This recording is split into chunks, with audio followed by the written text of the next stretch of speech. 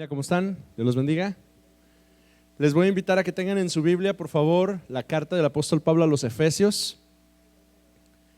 El apóstol Pablo a los Efesios. El día de hoy, en este módulo, puede tomar su lugar porque vamos a empezar enseñanza. Le quiero platicar que el día de hoy y durante el resto del mes de octubre y una parte de noviembre, vamos a estar explorando juntos la carta a los Efesios. Nuestra iglesia cada año elige 2 libros de la Biblia para estudiarlos concienzudamente y este es el libro que elegimos en nuestra denominación para el segundo semestre del año. Entonces vamos a estar estudiando Efesios en el módulo de vida cristiana.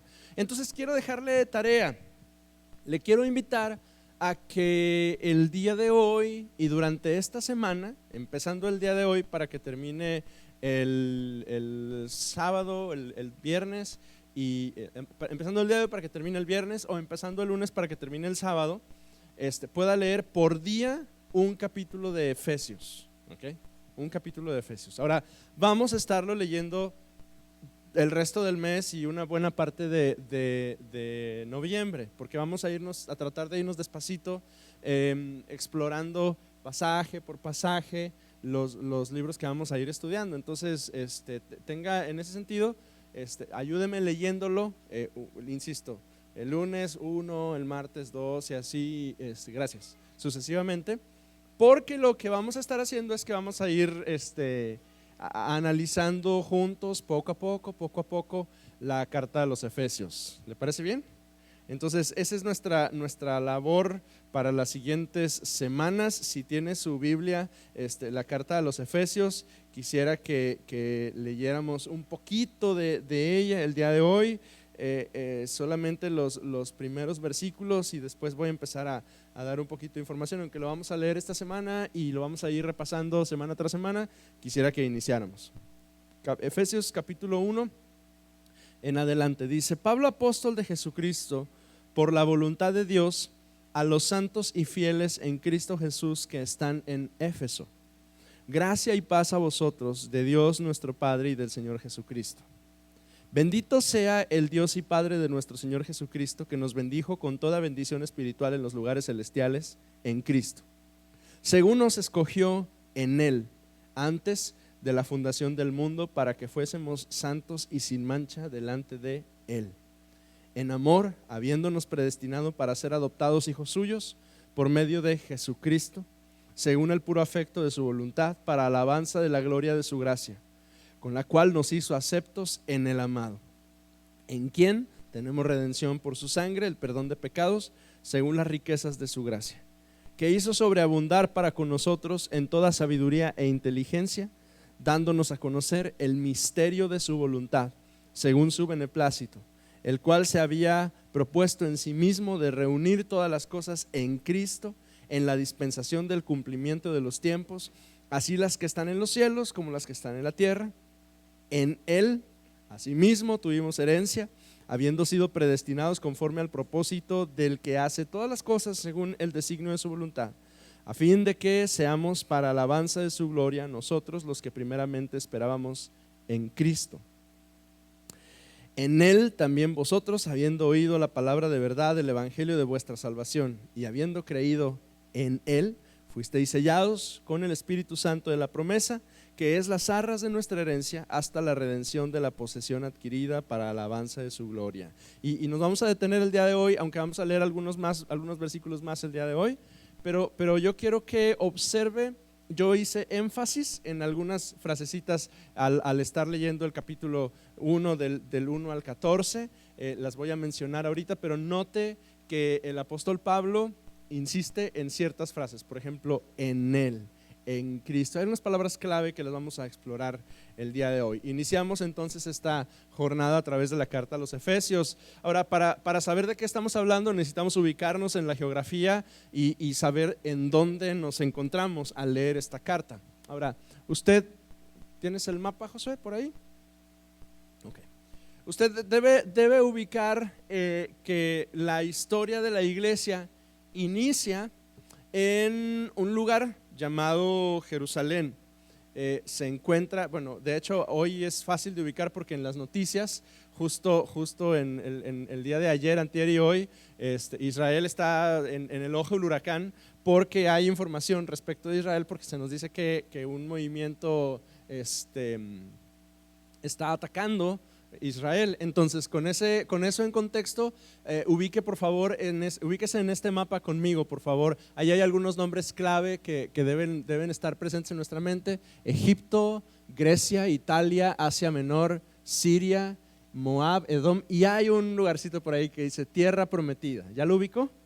Bueno, en ese lugar donde dice Tierra Prometida es el actual territorio, más o menos alrededor de ese lugar es el actual territorio de Israel.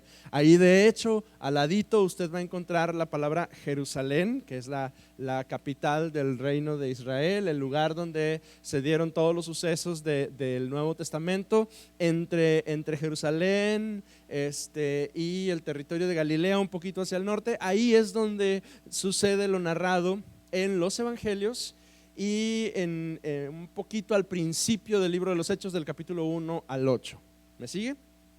Ahora, el asunto es que la iglesia no se queda ahí.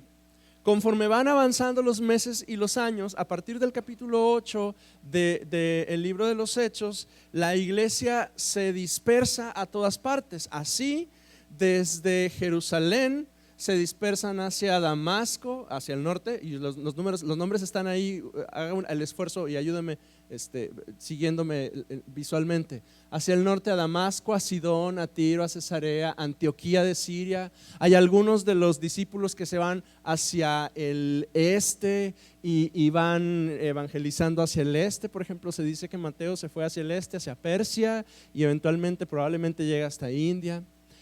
Hay algunos de los discípulos que se van hacia el sur, hacia Edom, Cades, y llegan hasta Egipto y evangelizan en Egipto.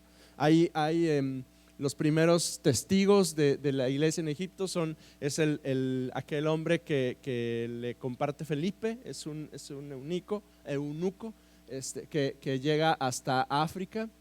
Y desde la tierra prometida de Jerusalén, los discípulos se van dispersando a todas partes del mundo conocido. Ahora, cuando decimos mundo conocido, ese es el mundo conocido en ese momento, ¿sí? Para ellos, para los primeros discípulos, ese mapa describe el mundo que ellos conocen, ¿sí? Para ellos, por ejemplo, hasta lo último de la tierra probablemente es un lugar en España al cual Pablo aspiraba a llegar. Muy al extremo, se sale del extremo del mapa de mi lado izquierdo, donde está mi mano, para acá. O sea, los discípulos tenían la encomienda dada por el Señor Jesucristo de llegar a todas partes. Y en los primeros años de la iglesia se esforzaron tanto que de hecho lo lograron. Cuando usted observa al final de sus Biblias, al final de las Biblias de la mayoría de nosotros, hay una serie de mapas que se parecen mucho a este mapa que estamos viendo ahí. Este mapa incluye una parte de Asia, una parte de África y una parte de Europa. En los mapas que están al final de nuestra Biblia, usted va a encontrar 3 en particular, o probablemente 4, que se llaman los viajes misioneros de Pablo. Básicamente es este mapa con flechitas que nos van indicando los lugares a donde Pablo iba llegando a predicar el evangelio. Así es que si alguno de nosotros presume de que le guste viajar, Pablo nos gana a todos nosotros, ¿verdad? Porque hoy nosotros nos gusta viajar, pero nos gusta comprar un boleto de un avión y llegar al aeropuerto y volar 50 minutos, una hora y media, y llegar al lugar y disfrutar del lugar, ¿verdad? Ahora lo diferente es que todo ese recorrido que está en ese mapa, Pablo lo hace, como dice el dicho, a veces a pie y a veces andando. O sea, Pablo camina mucho y en algunas ocasiones va en barco. De hecho, por ejemplo, usted debe saber que una de las travesías que el apóstol Pablo tiene en barco termina mal, termina en un naufragio. Entonces, los discípulos están recorriendo todo ese territorio, ¿verdad?, que está escrito en ese mapa. En el libro de los Hechos, algunos de esos nombres no son familiares. Nos es familiar Damasco, ya lo dije, Sidón, Tiro, Chipre, Creta, Patmos, por ejemplo, usted debe recordar, Patmos es una islita, está ahí, está en algún lugar enfrente de la costa de Asia Menor en el mar Egeo. Atenas, Macedonia, Filipos, Corinto, Antioquía de Siria, que está de este lado todavía en el área del Medio Oriente, Antioquía de Pisidia, que se encuentra arriba en lo que actualmente es el territorio de Turquía. Todo lo que dice Asia Menor actualmente es el territorio de Turquía. El territorio que hoy es musulmán, pero que en los primeros años de la iglesia era el lugar en el cual el evangelio se expandió y explotó. Ahora, de entre todas esas ciudades que le acabo de mencionar, la más importante para nosotros el día de hoy es donde se encuentra la marca roja. Se llama Éfeso, ¿ok? Éfeso. Entonces, Éfeso es una ciudad importante, muy importante. Ahora, todo el territorio que estamos observando, prácticamente en el momento en el que se escribe el Nuevo Testamento, todo el territorio está controlado bajo un imperio que tiene el control militar, político, económico de prácticamente toda Europa, prácticamente todo el Medio Oriente y toda la costa de África hacia el Mediterráneo. Y el nombre de este imperio es el Imperio Romano. Usted ha oído de ellos, ¿verdad? El Imperio Romano. Usted ha oído, por ejemplo, de los emperadores o de los césares, ¿verdad? Nos conocemos algunos de los nombres que son más famosos, por ejemplo, obviamente Julio César, ¿verdad? Pero no sabemos algunos otros, Domiciano, Nerón. Domiciano y Nerón, por ejemplo, son dos de los emperadores romanos que están en el gobierno romano mientras se está escribiendo el Nuevo Testamento. Entonces, todo eso es territorio romano y Roma tiene creciendo y desarrollándose como unos 120 años antes de Cristo. O sea, desde 120 años antes de Cristo ya empieza a expandirse y a crecer el Imperio Romano, de modo que para cuando Cristo nace, prácticamente todo es romano. Todo mundo, hay dos cosas importantes, todo mundo habla griego, porque el griego es el idioma de la gente en todas partes. O sea, cada lugar tenía su idioma. Por ejemplo, en Jerusalén hablaban hebreo, pero el idioma común de los negocios, de los tratos, de la comunicación entre unos y otros era el griego. Así, el griego unificaba la comunicación prácticamente en todo el territorio del Imperio Romano, incluso más que el latín. Todo mundo habla griego, todo mundo está bajo el yugo o el control o el gobierno o el dominio romano. Y hay un detallito súper particular que se parece mucho a un detalle en particular de nuestros tiempos. Y ese detalle es la ciudadanía romana. Ahora, todos nosotros, por haber nacido en nuestro país, somos ciudadanos mexicanos, ¿verdad? Porque naciste en el territorio de México, porque tus papás son mexicanos, o incluso creo que la ley dice que si tus papás son mexicanos y naciste en territorio de ultramar o en algún otro país, por el hecho de que tus papás son mexicanos, tú tienes la nacionalidad mexicana. Claro que también hay procesos, ¿verdad? Para que tú adquieras la nacionalidad mexicana. Hay algunas personas en este tiempo, ¿verdad?, que están llegando a nuestro país y algunos de ellos tienen la intención de obtener la ciudadanía mexicana e inician un proceso legal migratorio complejo, ¿verdad?, para poder adquirir esa nacionalidad. No es muy, lamentablemente, ¿verdad?, no es muy codiciable la nacionalidad mexicana, pero hay una nacionalidad que sí es muy codiciable. ¿Cuál es? La nacionalidad americana, la ciudadanía americana, esa sí es muy codiciable, ¿verdad? Eso sí, quien quiera trabajar allá, hay todo un proceso migratorio y legal para quien quiera cruzar la frontera a los Estados Unidos. Eso sí nos es más familiar, ¿verdad? Hay un montón de gente de Centroamérica, de Sudamérica que están haciendo, bueno, y de otras partes del mundo, que están haciendo travesías para llegar a los Estados Unidos y obtener la ciudadanía americana. Los cubanos, por ejemplo, hasta hace algunos años, en cuanto ellos cruzaran por su propio pie la frontera y pisaran territorio americano, ellos podían aspirar a tomar la ciudadanía americana. Bueno, todo eso lo acabo de platicar como contexto para explicar lo que es la ciudadanía romana. Todo el territorio es territorio romano. Pero hay unas ciertas provincias o unas ciertas ciudades importantes en el Imperio Romano que son provincias romanas, ¿sí? Que si alguien nace ahí, ese alguien no es sino romano. Es decir, si alguien nace en Jerusalén, pues ese es judío, porque es parte del territorio judío. Pero si alguien nace en Filipos, por ejemplo, ese es ciudadano romano. Si alguien nace en Éfeso, esa persona es ciudadana romana. Así, hay ciertas provincias del territorio romano y algunas de ellas se mencionan en la escritura y algunas de ellas no son familiares a muchos de nosotros. Esos lugares resultan ser importantes porque quien nace ahí es ciudadano romano, y si alguien es ciudadano romano, esa persona adquiere un estatus diferente. O sea, no es como cualquier ciudadano del mundo, es ciudadano romano. Ahora, para que me entienda a qué me refiero, seguramente usted ha leído el libro de los Hechos y en algún momento usted debe recordar que cuando Pablo se mete en aprietos legales y lo meten preso, él dice que soy ciudadano romano.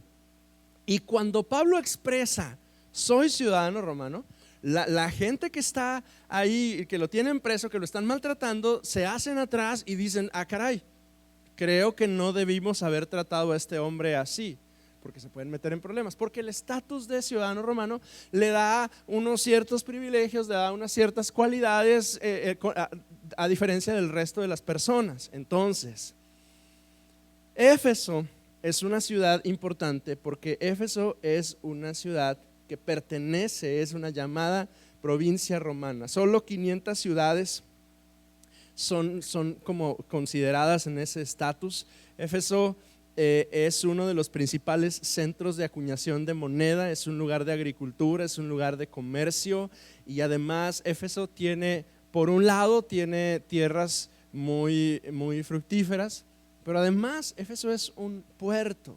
Y el hecho de que una ciudad sea un puerto, es decir, que tenga costa, que los barcos lleguen a ese lugar, implica que esa ciudad es importante porque hay dinero ahí, hay intercambio, hay crecimiento económico, hay negocios, ¿sí? De hecho, por ejemplo, Éfeso era un lugar o uno de los lugares en el Imperio Romano en el cual se mercaba madera, ¿sí?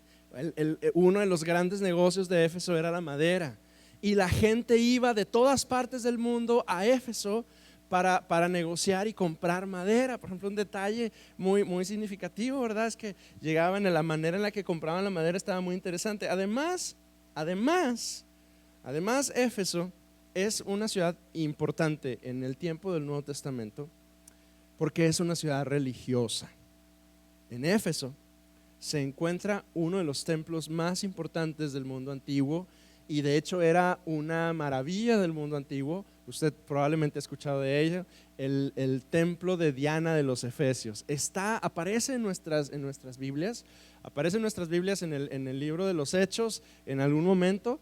Y de hecho, cuando aparece en nuestra Biblia, se dice que hubo un alboroto porque los cristianos llegaron a Éfeso y empezaron a predicar el evangelio, y la gente dejaba de adquirir los mini templitos, a las mini estatuitas del templo de Diana, y entonces les golpeó el negocio y todos estaban quejándose porque los cristianos habían llegado y habían trastornado su status quo y estaban enojados, ¿verdad? Porque ¿qué estaban haciendo los cristianos? Es el templo de Diana. Esa historia usted la va a encontrar en Hechos capítulo 18.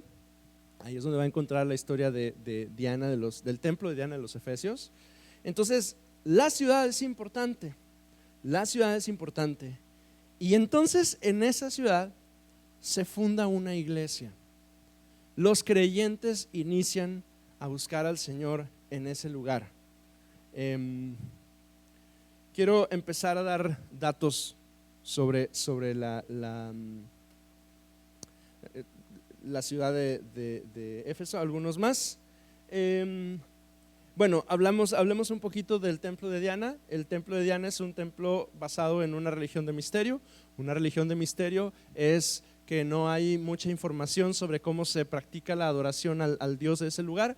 La gente llegaba al templo y entraban, ofrecían sus ofrendas. Se dice que participaban en prácticas inmorales y de fornicación, y que era parte del ritual religioso, es decir, quien quería asistir a alguno de los cultos de la religión del misterio tenía que dar una ofrenda, tenía que entrar en ese tipo de adoración. Había algunos actos así medio, para nosotros hoy serían como medio ocultistas, y estaba incluida la práctica de la prostitución sagrada. Además, Éfeso, por ser una ciudad romana, ellos rinden culto al emperador. El emperador es un dios también para los efesios. Dice, entre las características político-religiosas están el culto al emperador, el uso de la magia y la astrología, el culto a Diana, que era una contextualización de la diosa Artemisa de los griegos. Y entonces la carta a los Efesios es un documento que responde a este contexto político, social, religioso romano, y quizá con un poquito de lo que le acabo de decir, cuando leemos la carta a los Efesios entendemos un poquito más por qué menciona ciertas palabras que se mencionan en la carta a los Efesios. Hablemos de la carta. La carta decimos que es escrita por el apóstol Pablo. El apóstol Pablo, aquel hombre que se convierte cuando va camino a Damasco, aquel hombre que en sus primeros años es instruido primero bajo Ananías y eventualmente bajo la dirección de Bernabé. El apóstol Pablo escribe esta carta alrededor del año 55 después de Cristo. El destinatario es la iglesia a los Efesios. Ahora, algunos datos peculiares, interesantes de esta carta. Esta carta tiene una extensión de 155 versículos en 6 capítulos, y hay un detalle interesante de paralelo con la carta a los Colosenses que ha hecho que muchas personas piensen que esa carta no es genuina. Hay mucho de Efesios en Colosenses, hay muchos, 73 versículos de Efesios son muy parecidos a una buena cantidad de la carta a los Colosenses. Y entonces esa es la razón por la que algunas personas piensan que pudiese ser una copia de la carta a los Colosenses. Ahora, la verdad es que nosotros como cristianos evangélicos, nosotros lo que asumimos simplemente es que como es el mismo autor, el apóstol Pablo, él simplemente toma las ideas o algunas de las ideas que él ya había compartido con otra de las iglesias, la iglesia de Colosas, y las incluye en la carta a los Colosenses. A diferencia del resto de las cartas, por ejemplo la carta a los Gálatas o la carta a los Corintios, la carta a Efesios es una carta muy instructiva, es una carta de enseñanza, es una carta de doctrina. Cuando usted lee la carta a los Efesios, nos encontramos con mucha teología en la carta a los Efesios. Algunos de los versículos clave, y quiero leérselos. Efesios 1:3 dice: bendito sea el Dios y Padre de nuestro Señor Jesucristo, que nos bendijo con toda bendición espiritual en los lugares celestiales en Cristo. Efesios 4, del 4 al 6 dice: un cuerpo y un espíritu, como fuisteis también llamados en una misma esperanza de vuestra vocación, un Señor, una fe, un bautismo, un Dios y Padre de todos, el cual es sobre todos y por todos y en todos. Efesios 2:8 dice: porque por gracia sois salvos por medio de la fe, y esto no de vosotros, pues es don de Dios. Este se lo sabe de memoria, ¿verdad? Porque por gracia sois salvos. Efesios 4:15, 4:13 dice: hasta que todos lleguemos a la unidad de la fe y del conocimiento del Hijo de Dios, a un varón perfecto, a la medida de la estatura de la plenitud de Cristo. Y por último, Efesios 5:21: someteos unos a otros en el temor de Dios. Ahora, observe las palabras clave que ya las distinguió usted mientras leímos solamente los primeros 14 versículos de Efesios, si prestó atención. Las palabras clave son esas que se repiten mucho. Cuando una palabra se repite mucho en la escritura, es que hay que ponerle atención y hay que buscar cuál es la razón por la cual el autor bíblico la utiliza. Las palabras claves aquí son Cristo, pero también aparece en Él o en el Señor. Usted ya distinguió que en el primer capítulo un montón de veces aparece la frase en Él, en Cristo, en el Señor. por Él, de Él. Ese es un señalamiento hacia Cristo. Aparece 42 veces. La palabra Dios aparece 31. La palabra iglesia aparece 18 veces. La palabra gracia, por gracia sois salvos, aparece 12 veces. La palabra poder aparece 11. Rico o riquezas aparece 6. Diablo también aparece 6. Y hay otras palabras importantes en la carta a los Efesios: salvación, misterio, que esa nos va a interesar cuando nos encontremos con ella en la siguiente semana. La palabra misterio, porque la palabra misterio es la misma palabra que utilizamos para sacramento, ¿ok? O sea, por ejemplo, en nuestra iglesia le llamamos sacramento a los 2 mandatos que el Señor nos dio que practicáramos, es decir, la comunión y el bautismo. Ajá. Y entonces sacramento es la misma palabra en griego que misterio. Y entonces está bien interesante que Pablo utilice la palabra misterio, ¿sí?, para referirse a la obra de Cristo. Y la razón por la que es muy interesante es porque la está contrastando con el uso de misterio en el uso pagano que le dan los efesios y el resto de las culturas paganas de ese tiempo.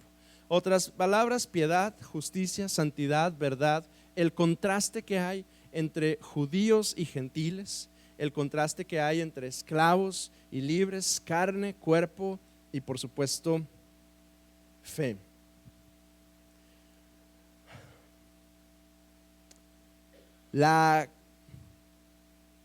La carta no está escrita a un personaje en particular, ni señala tampoco una situación en particular por la cual haya sido escrita o enviada a los Efesios. Está escrita a la ciudad de Éfeso, pero el énfasis o la instrucción es que se lea a todas las iglesias que se encuentran en Asia Menor. El único personaje que se menciona ahí es un tal Tíquico, que es colaborador de Pablo. Es el único que se menciona, y se menciona como alguien que ha ayudado, que ha fortalecido, ayudado, acompañado al apóstol. Y los acontecimientos principales: la carta a los Efesios proyecta una comunidad alternativa bajo la perspectiva del Señor Jesucristo, que adopta su identidad de Cristo. Esta identidad contestará al contexto del sistema del Imperio Romano. Por ejemplo, el capítulo 2, versículos del 1 al 3, se lo quiero leer. Dice: y Él os dio vida a vosotros cuando estabais muertos en vuestros delitos y pecados, en los cuales anduvisteis en otro tiempo, siguiendo la corriente de este mundo, conforme al príncipe de la potestad del aire, el espíritu que ahora opera en los hijos de desobediencia, entre los cuales también todos nosotros vivimos en otro tiempo en los deseos de nuestra carne, haciendo la voluntad de la carne y de los pensamientos, y éramos por naturaleza hijos de ira, lo mismo que los demás. Entonces esta parte, Efesios 2 del 1 al 13, nos muestra una perspectiva del tipo de vida pagana, en muerte, en pecado, que vivían la gente antes de conocer a Cristo, ¿sí?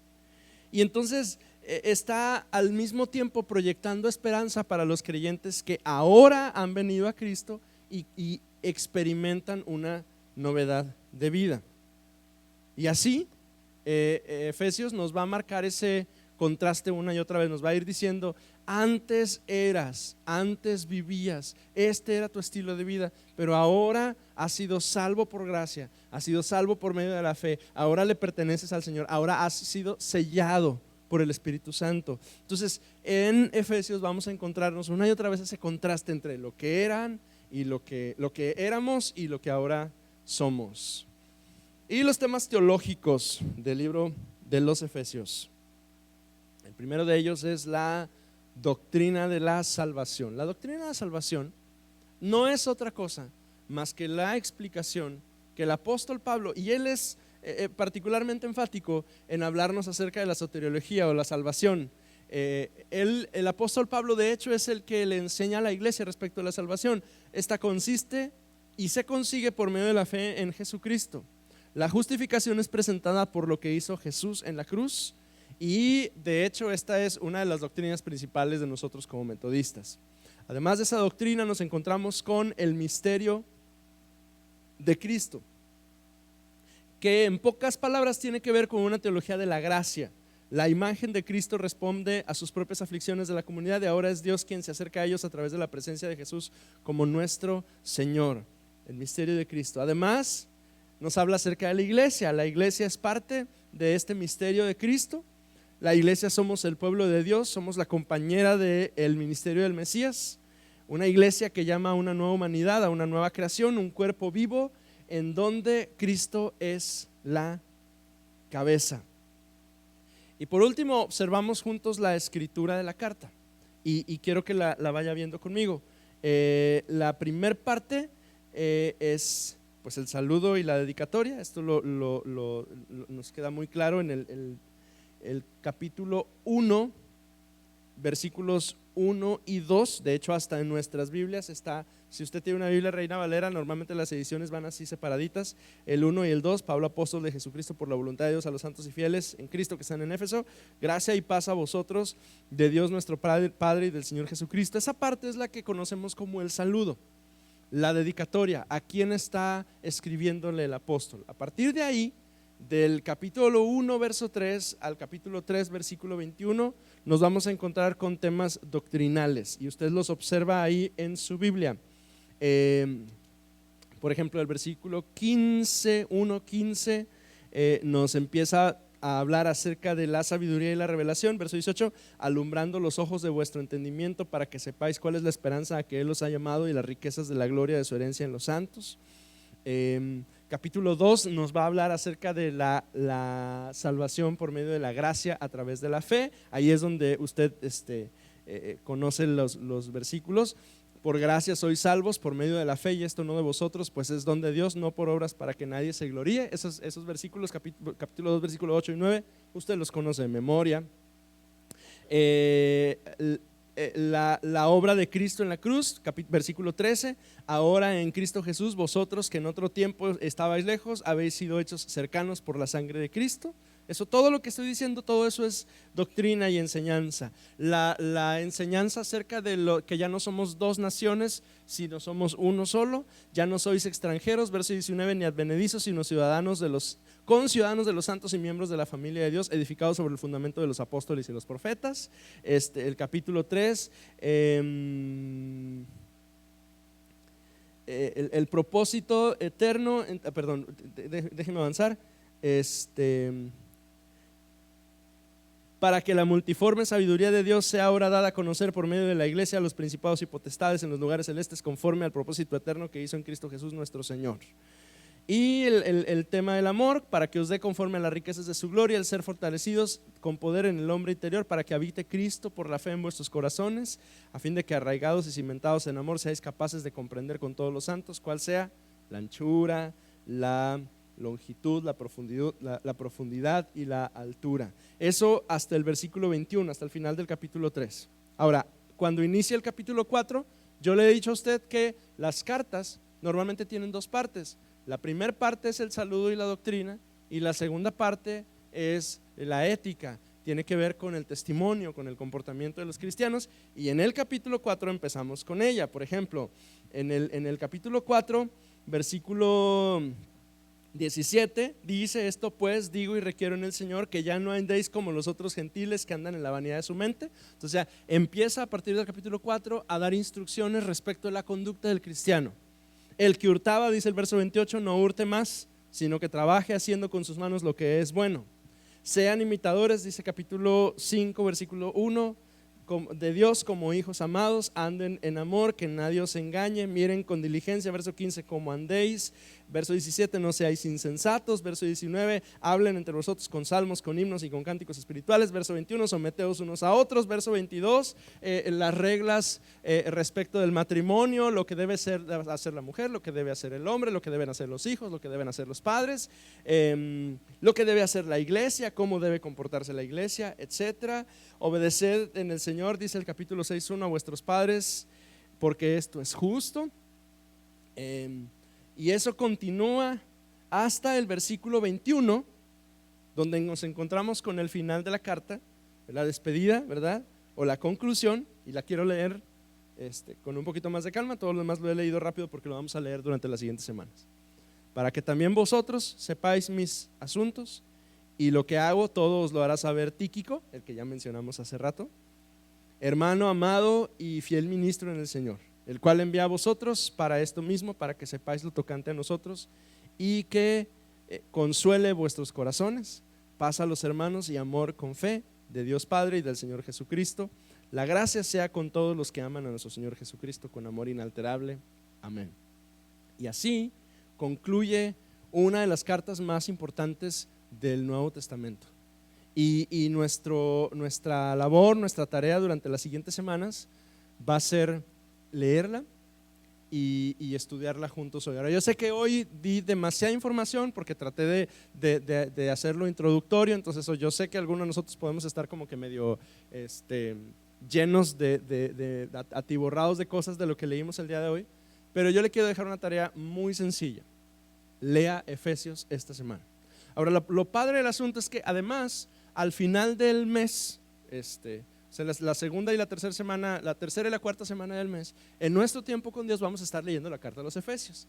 Entonces, si no se nos queda Efesios de plano, es porque mi mente es muy dura, ¿verdad? Es decir, parece ser que Dios tiene algo con nosotros para estudiar Efesios durante este mes, así es que le quiero invitar a que lea Efesios, un capítulo por día, del lunes al sábado, y va a poder tener un panorama mucho más claro para que la siguiente semana, en nuestra sesión de Escuela de Vida Cristiana, podamos iniciar estudiando el capítulo 1 de Efesios. ¿Le parece bien? Le agradezco su tiempo, estamos a unos minutos de iniciar nuestra celebración. Señor los bendiga.